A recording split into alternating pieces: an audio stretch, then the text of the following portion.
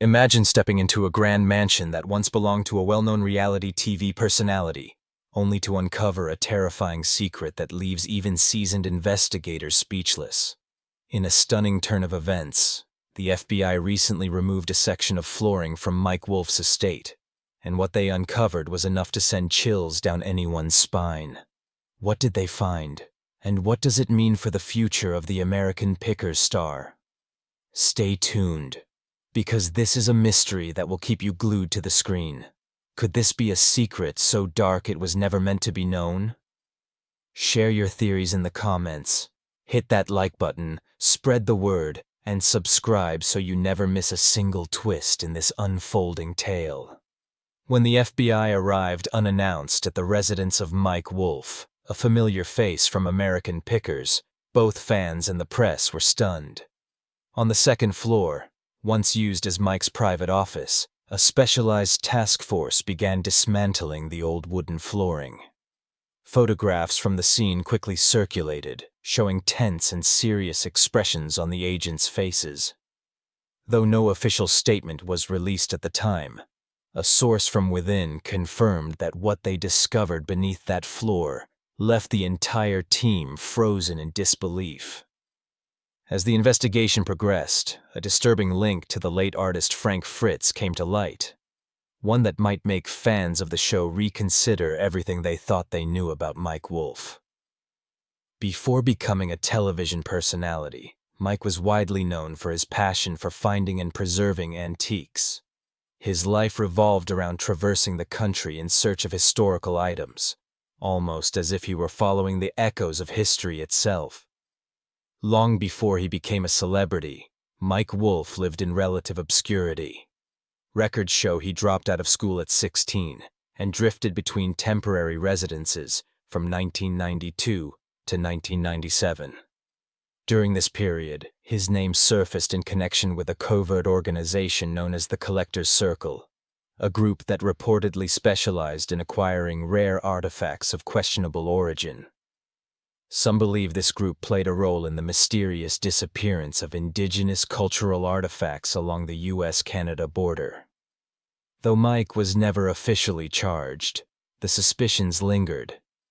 Then, in 2003, Mike Wolfe re-emerged, this time as the owner of an antique shop in Tennessee. Shortly after, American Pickers launched, and he quickly became the face of modern vintage collecting. But even as the show charmed audiences, the truth of his earlier life remained buried in the shadows. In recent years, however, whispers turned into voices.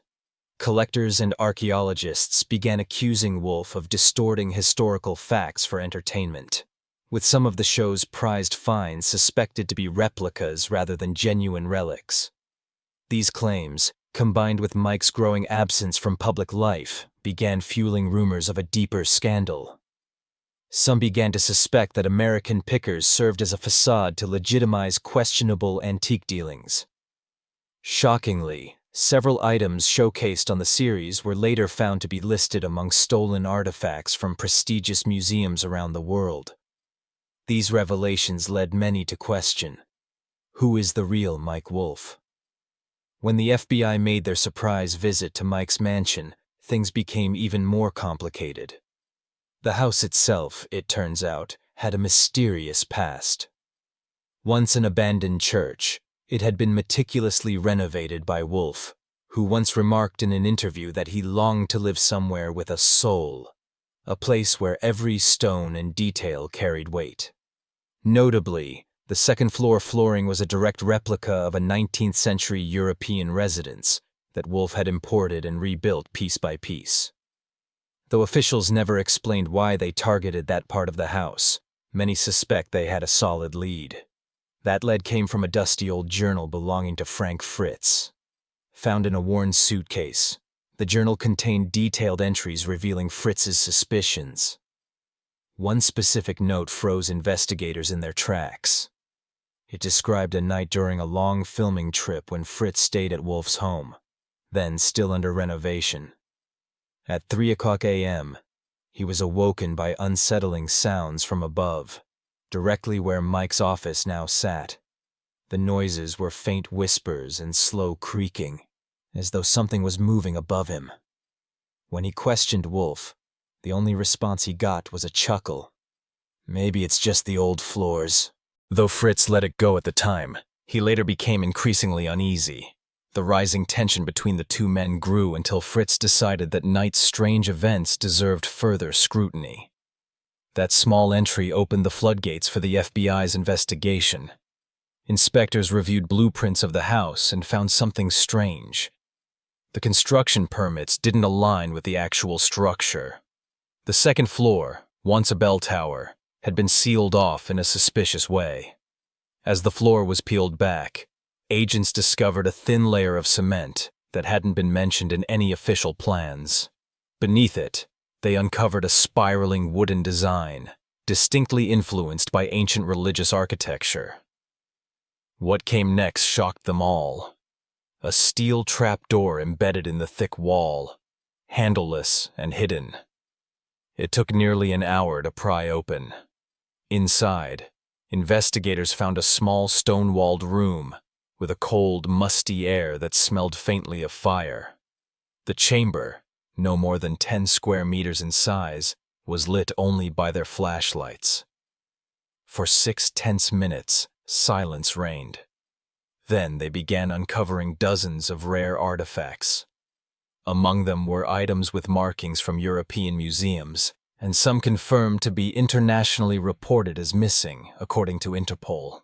Eastern European wooden figures, engraved stone tablets with unknown scripts, and a massive double-locked metal box were among the discoveries. But that wasn't all. In one corner lay a photo frame, face down and coated with dust and dried blood. When flipped, it revealed a grinning Frank Fritz, captured during an episode that aired 5 years earlier. And on the wall behind it, a mysterious symbol had been painted, a double spiral encircling a single eye, drawn with an unidentifiable substance. Experts quickly concluded that the marking wasn't decorative. It likely represented a belief system or encoded message with deep ideological roots. The room was immediately sealed off and placed under constant surveillance due to the potential danger of the find. All artifacts were seized by the FBI and transferred to federal authorities for analysis. Their preliminary report cited major violations of international cultural preservation laws. The sealed basement, hidden beneath an artfully crafted wooden floor, has now become the epicenter of a large-scale criminal probe. The tiny gap between the upper world and the chamber below was all it took to hide decades of secrets no one ever imagined possible. But now, those secrets are clawing their way into the light. Following the basement's discovery, authorities widened the investigation, tracing shipping routes and storage sites tied to Mike Wolfe. One location stood out, an old warehouse formerly co-owned by Wolfe and Frank Fritz. Inside, in a weathered locker, they uncovered a heavy wooden suitcase labeled FF. Inside it, Frank Fritz's personal journal. Its yellowed pages were fragile, but the writing was clear. It documented Fritz's final 3 years before vanishing from the public and from American pickers. The entries painted a troubling picture. He described Wolfe becoming distant, withdrawing from the spotlight. Eventually, Fritz claimed he was pressured into leaving the show under terms he hadn't agreed to. He wrote that he felt like a background character in Wolfe's staged version of reality. The journal also described Wolfe making strange detours, visiting unknown locations, meeting unlisted contacts, and acquiring antiques that never appeared on TV. These mysterious items, according to Fritz, always vanished overnight. No questions asked, no documentation filed. The more the investigators read, the clearer the picture became. This wasn't just about old items or quirky collectibles anymore. It was about secrets, hidden motives, and a past Mike Wolfe may have tried to bury. But the truth, like the forgotten artifacts beneath his feet, had finally been uncovered. Have you ever stopped to think whether Frank Fritz's suspicions about Mike Wolfe might actually hold some truth? Could there be hidden secrets between the two? Dark revelations we've never been told? If you're intrigued by twisted relationships, mysterious disappearances, and unanswered questions, then this video is a must-watch. Drop your opinions in the comments, share it with others, and don't forget to hit subscribe for more shocking and dramatic tales coming your way. The situation took a strange turn when Frank Fritz uncovered a mysterious crate filled with ancient artifacts at a property linked to one of Wolfe's business branches. Inside the crate were items not found on any official inventory list. Even more suspicious, some were marked with labels from museums around the world. Fritz quietly snapped photos and jotted down serial numbers, all of which were safely recorded in his private journal. But what truly disturbed him wasn't just the discovery, it was the overwhelming feeling that he was in danger. One entry in his notebook read chillingly, "I think he knows I'm watching. My phone's acting weird, and once I even saw his car parked outside my home." The journal ended with a haunting farewell. "If anything happens to me, this notebook is why." The final dated entry? July 14th, 2022. Just 3 days before Mike Wolfe publicly announced that Frank Fritz would no longer be returning to the show due to health complications. Since then, Frank Fritz hasn't made a single public appearance. What deepens the mystery even more is a disturbing photo found of Fritz, face down, covered in dust, lying in a sealed basement. That image was reportedly taken during one of his final filming days. The FBI classified the journal as a critical piece of evidence, not just for its content, but because it revealed Fritz's declining mental state. His paranoia, his fear, his belief that he was being watched, and a string of clues suggesting he was systematically being erased from both the series and public memory. In addition, agents retrieved information from Mike Wolfe's personal hard drive. Among the files was a short, raw audio clip, less than 60 seconds long, where Wolfe's voice was caught on tape. Wind roared in the background, followed by his ominous whisper, "If he talks, I lose everything. You understand? Everything." Then came a cold, sinister chuckle, sharp as a knife. This recording didn't answer every mystery, but it remains the only raw, untouched piece of evidence from someone who knew the truth. It's also the final time anyone could confirm being with Frank Fritz while he was still truly himself. When the FBI dug deeper into Mike Wolfe's hard drive, disturbing revelations emerged. Investigators found a meticulously detailed plan, right down to specific procedures, designed to protect Wolfe's personal brand and keep American pickers alive, even as the people around him vanished. The entire plan was stored in a locked, encrypted digital folder labeled FF2023 Master.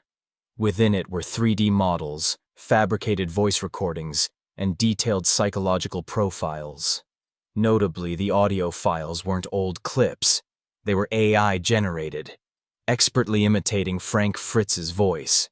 There were even full simulation videos, portraying a lifelike Frank Fritz laughing, speaking, and reacting in a way that closely mirrored his real behavior. These were completely digital, no human acting involved. Wolfe had hired an anonymous team of engineers to develop this technology. They used countless episodes to train an AI capable of replicating Fritz's voice, expressions, and personality. The first 12-minute prototype was so convincing, it was scheduled to be aired in upcoming, never-before-seen episodes. Around that same period, a shocking legal document emerged, a filing from Wolfe's attorney in Delaware, now part of the FBI's case files. It showed that Wolfe had officially trademarked the name Frank Fritz with the U.S. Patent and Trademark Office. In the filing, Frank Fritz wasn't a person anymore. He was a media asset, described in terms of his image, voice, gestures, and phrases. The trademark was finalized just weeks after Fritz's departure from the show. This wasn't just about protecting brand identity. It was about transforming a real person into a marketable product. And it didn't stop there. Wolfe had quietly established a secret, illegal trading system for historic artifacts. This underground marketplace operated through his various companies, allowing him to reprice items, falsify their origins, and issue digital certificates, all without government oversight. These certificates were later exposed as fraudulent. Many of the artifacts matched those discovered in Wolfe's mansion basement, proof that he was orchestrating the entire operation from behind the scenes. When investigators pieced all this together, it became apparent that Frank Fritz wasn't removed for health reasons or internal disputes. He was intentionally eliminated, replaced by a digital clone that could mimic everything from his laugh to his trademark eyebrow raise. There was no need for a new co-host. Technology had already done the job. Once the AI version was perfected, the real Frank Fritz was no longer necessary. So the real question is, when did we stop seeing the actual Fritz and start watching his illusion? American Pickers continued to air for 3 more seasons after Fritz vanished. Some viewers noticed something strange. Episodes felt recycled or eerily disconnected. Now it makes sense. Those weren't real interactions with Frank Fritz. They were digital facsimiles. What Wolfe built wasn't just a forgery machine. It was a memory manipulator, one that replaced authenticity with emotional fiction, trading real history for manufactured moments. In this carefully controlled narrative, the people who helped build the brand were erased like they never even existed. Eventually, Mike Wolfe couldn't escape the consequences of his actions. He was arrested and brought into FBI custody. For the first 16 hours of interrogation, he said nothing. He didn't flinch, didn't ask for a lawyer, didn't even deny the claims. One investigator recounted. He just stared blankly at us. When we mentioned Frank Fritz, he scribbled one line on a piece of paper. Not everyone deserves to have their memory preserved. After that, he fell completely silent, refusing to say another word. No apology, no explanation, nothing. His silence only stirred more fear. Was he hiding guilt? Or was something far more terrifying beneath the surface? During a further sweep of Wolfe's property, agents discovered a strange, unsettling symbol etched into several basement walls. A double spiral circling a single eye. Experts couldn't link it to any known religious or historical system. One theory suggests Wolfe might have been involved with a secretive society dealing in banned or mystical artifacts. Among the items retrieved were 3 of particular concern: a charred wooden box, a hand-drawn leather map in blue ink, and a copper tube locked with a complex mechanism. None could be matched with any known database, raising concern that they may be part of a far bigger concealed puzzle. Frank Fritz's family has avoided the media but confirmed through their attorney that they are pursuing a lawsuit against Mike Wolfe for unlawful use of Fritz's likeness. They are also demanding an independent probe to determine whether Fritz was threatened before his disappearance. One haunting detail stood out in the FBI's crime scene report. A line of chalk found at the base of a wall, beneath layers of dust. It read, "Here, everything continues, even when no one is watching." The handwriting remains unidentified. However, the fact that it was directly across from Fritz's dusty portrait is enough to unsettle anyone who sees it. The case ultimately ended with a harsh verdict. Mike Wolfe was found guilty of 12 federal offenses, including fraudulent commerce, illegal possession of cultural property, and identity theft for commercial gain. But even with the trial concluded, the investigation is still far from over. Several individuals and businesses connected to the scheme are now under federal scrutiny. This isn't just the downfall of a TV personality, it's a warning. Sometimes, the memories we hold dear are nothing more than carefully scripted illusions. What do you think still lies beneath those creaky floorboards? What's been revealed is only a fraction of a much larger truth. Share your thoughts in the comments below. And if you're hungry for more gripping exposés like this, make sure you subscribe and turn on notifications, because more unsettling stories are on the way.